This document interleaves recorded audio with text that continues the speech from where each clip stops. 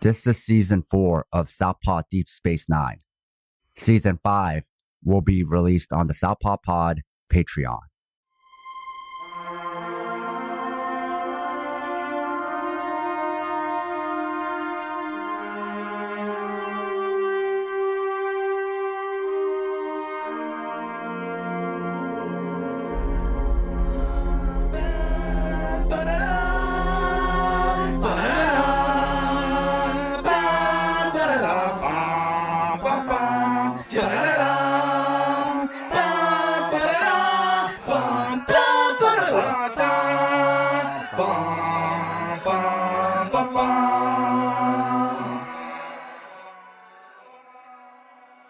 This episode was recorded on September 19th, 2024. We are back with Southpaw Deep Space Nine Season 4.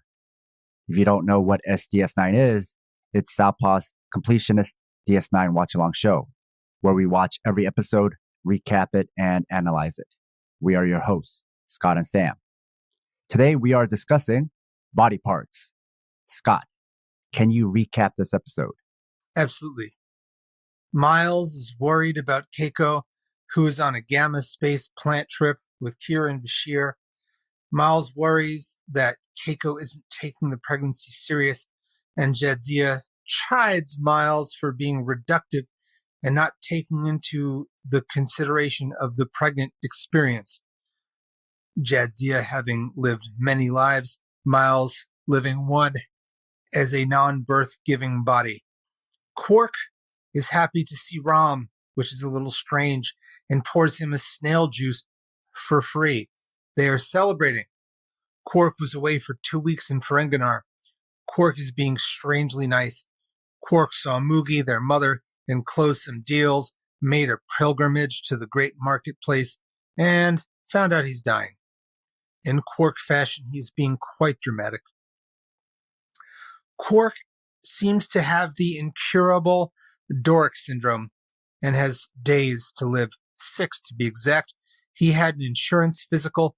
He learned from his doctor Orpax and who must be a good doctor because he's super expensive, that he is the most rarest disease, and says Bashir is a bad doctor. He's not going to tell me what's going on because he doesn't charge. Rom is understandably upset. So Quark needs to settle his situation, pay off his debts. Paying Ferengi debt is most important because paying non-Ferengi debt is less important, and obviously settle their mother Moogie's affairs. All must be done before he dies. Rom suggests that he pawn Quark's remains for, a Ferengi stock market, but Quark is worried about his legacy and saddened that the Ferengi make jokes of him. He is a small-time operator, which is bad. Rom insists that Quark put his remains on, Ferengi eBay. Apparently, remains of famous dead Ferengi is a thing. The desiccated remains of a Ferengi are put onto 52 discs. The Volga, which carries Kira and Keiko and Bashir, arrive from the wormhole. The baby is fine, except it is inside Kira. Kira is somehow a surrogate.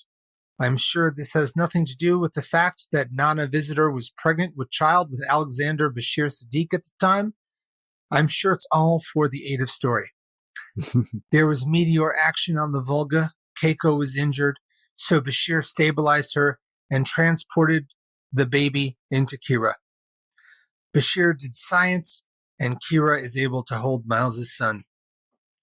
Because of the quick, shortened nature of Bajoran parental biology, Kira will have to hold the baby to term.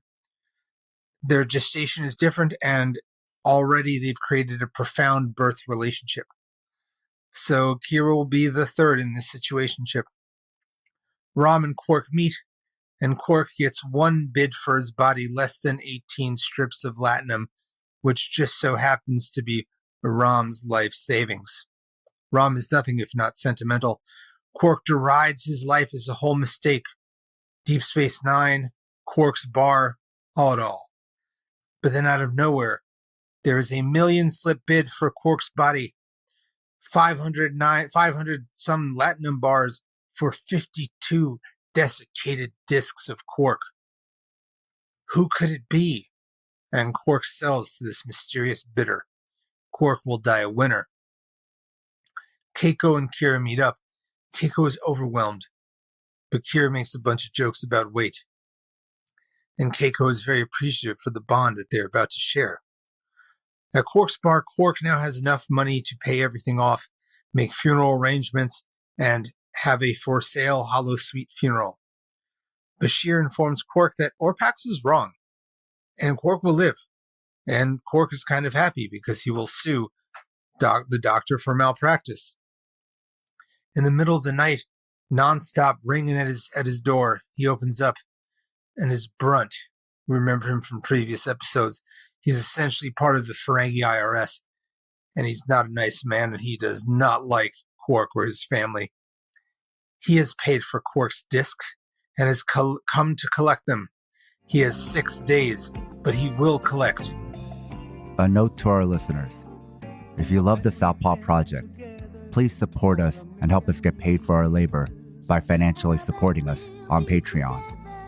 This will give you access to exclusive bonus content, like early releases of Southpaw Deep Space Nine, our fictional narrative podcast, Fighters Brew, break-free versions of our shows without interruptions like you're hearing now, bonus articles, Fighters Brew transcripts with extra content, Liberation Martial Arts Online, as well as our private chat group on Discord. You can also make one-time donations at Ko-Fi or show your solidarity by wearing our swag. You can find all pertinent links at southpawpod.com. Brunt doesn't care that Quark isn't dying. He looks forward to defiling his corpse. Quark offers a refund, extra latinum, but Brunt doesn't care. Brunt recommends Quark get someone to kill him. A contract is a contract is a contract. And as Quark tries to remind them that they are Ferengi, not Klingon, but Brunt doesn't care. Brunt is disgusted and sees Quark as a threat to Ferengi society for his un-Ferengi behavior, like protecting his mother, settling a strike quietly, selling medicine to Bajoran refugees, and accuses Quark of being generous in adopting Starfleet values, being part of assimilating and tarnishing the Ferengi image. Quark asks for a solution, and Brunt offers that he could break the contract. It would confiscate his family's funds. He would be excommunicado. His Moogie would be homeless. And Brunt wouldn't really be bothered by this anyway, as Quark is a disease to Ferenginar, and Brunt wishes to cut him off. Miles and Keiko do PTOT. Keiko and Miles realize that they would like Kira to come over for dinner. Then they realize they would like her to come over for dinner every night. They don't want to have to make appointments to meet their baby. They have thoughts. And Rom continues to try to convince Quark to go back on the contract, to the point that Quark tries to hire Garrick as an assassin to kill him. Of course, Garrick plays the whole "I'm not an assassin" sort of thing. He asks for it to be painless and surprising. See, for Quark, business is the most important thing. Quark is a businessman, not a businessman, not a businessman, not a businessman. That's a Jay-Z line. There's a specific set of rules, the rules of acquisition. Even when inconvenient, Quark must accept so that in Ferengi capitalist heaven, he must be able to bribe himself in. At the O'Briens, Kira is over for dinner. She's feeling pregnancy pain and little kicks and little bumps. And Kira and Keiko talk about the different physiology of pregnancy. And again, Keiko and Miles are developing an idea. Quark, we see a visage of Quark enjoying his last meal, and then we realize that it is a LARP of Quark dying through a neck snap. Garrick has been practicing killing Quark. All of Garrick's ideas aren't working. For a man that wants to die, he surely wants to live. Quark wants to wake up in the divine treasury and not know how. Garrick agrees to make it a surprise. However, this makes Quark paranoid and scared. Quark wakes up in a golden world, the divine treasury. Quark is dead.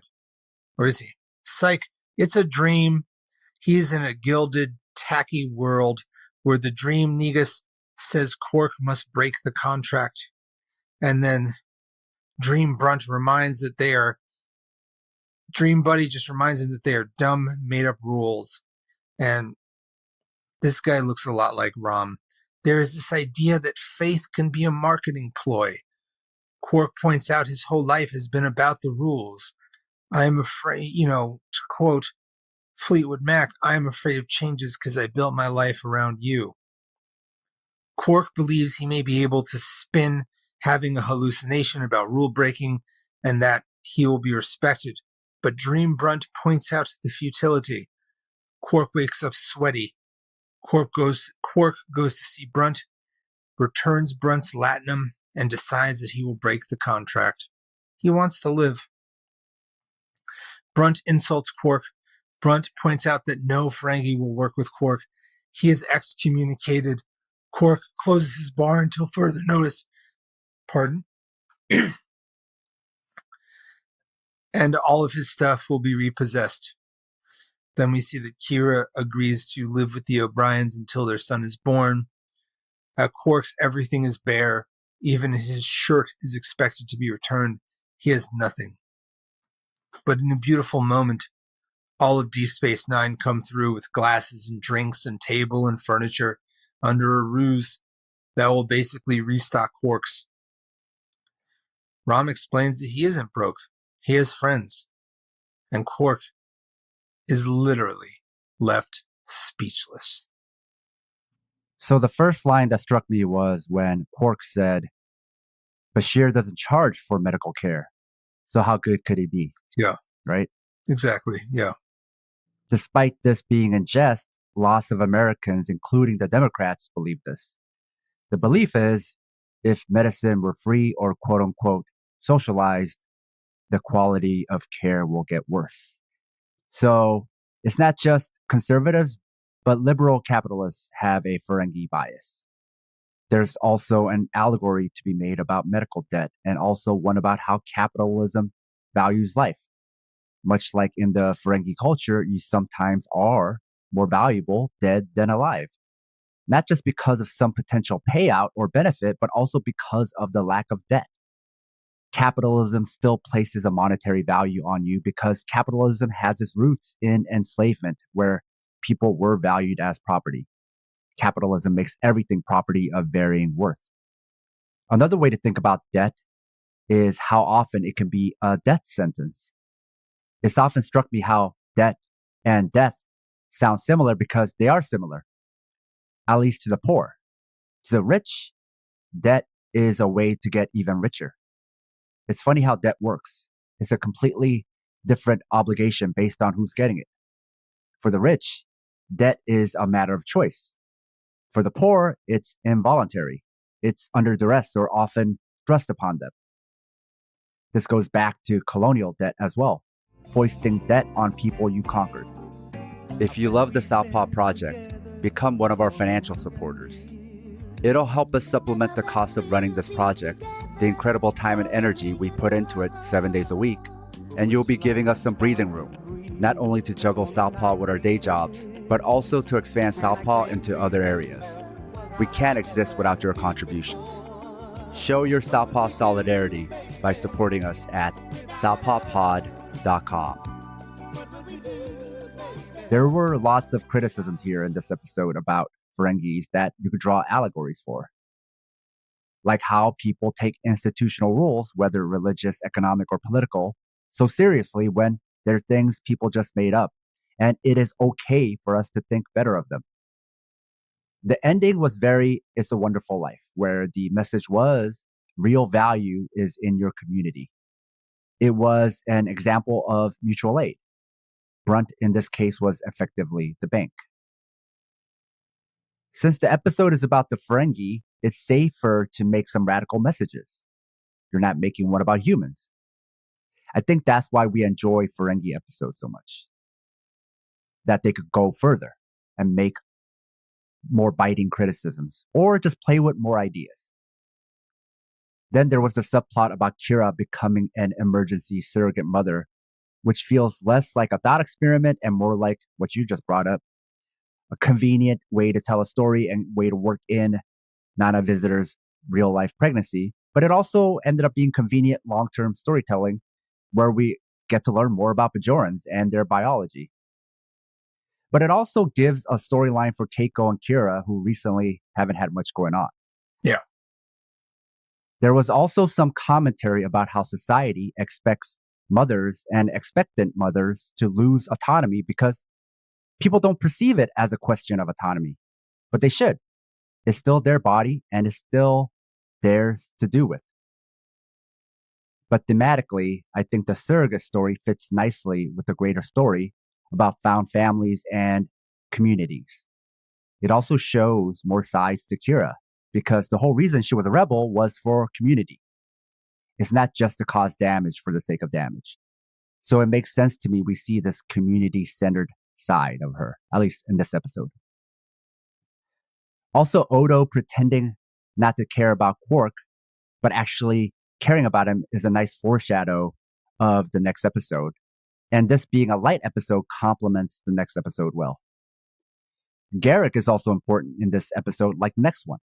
You see more of how twisted he is and how he really is a serial killer, a funny, charming one. In this episode, it's played as comedy. In the next, it'll be tragedy. Scott, what did you think about this episode? So I've grown to love Ferengi episodes, especially when, as the show starts to get darker and deeper and the standalone episodes become less and less, you just start being like, ooh, a Ferengi episode. But there have been like 3 Ferengi episodes this season, so it's pretty nice. Again, we've talked many times about how the structure of television was very different as compared to prestige television of now, where even the most popular of shows would be quite, to have 13 episodes would be quite a bit. Now, most prestige television has 10 episodes a season, and the idea of 20, 21, 22, or in this season, 24, 25 is just a different sort of thing. But when you have that many episodes, you have the ability to have 2 or 3 episodes where you're just talking about the Ferengi characters, where you're now at season 4, you're like, hey, let's learn more about Garrick. Let's have standalone episodes. Let's delve deep into the lore. So now I've been quite excited about Ferengi episodes. Now, don't worry. Eventually, there will be a Ferengi episode so gross that we will have to call in experts to work with us on it. But we're not there yet. And right now, I'm just happy for a little bit of respite and a little calm before the storm to have a Ferengi episode. So I enjoyed it. I don't have like a lot of praxis to talk about in this episode. We already have spoken much about how the Ferenginar are capitalist death priests and honor money and commerce more so than anything. So we don't actually need to like go deep into what it is. I disagree of the nefarious analogs that the Ferenginar have gotten. It's lazy and it's just not what I'm trying to entertain. We've already talked about it ad nauseum at this point. The Ferengis are foils. They are a idea of what unchecked greed can look like and what it looks like in a universe where there actually is no need for greed anymore, theoretically. But again, I'm happy to just take a little break and have the Ferengi brothers be at each other's throats for a turn. 3 stars. I also want to mention, because I don't know if we've mentioned it before, but the actor who plays Rom, he's fantastic. That's all I want to say. Yeah. I think we want to give him some shine because he really, especially in this episode, because we got to see him play somebody else too. Like, the guy's good. Trust me, other people agree. Okay. Okay, good, good. And I think we've mentioned before the Rom with his own son story is also very touching. And actually, in a lot of ways, at least this far, is more textured or has been more textured because, at least with the Ferengi, because they're so stereotypical, it's easier to do a character growth with them because they start out as cartoons and then they become fleshed out. So, Scott, can you tell us about the next episode? I could. Odo is having feelings. Until then,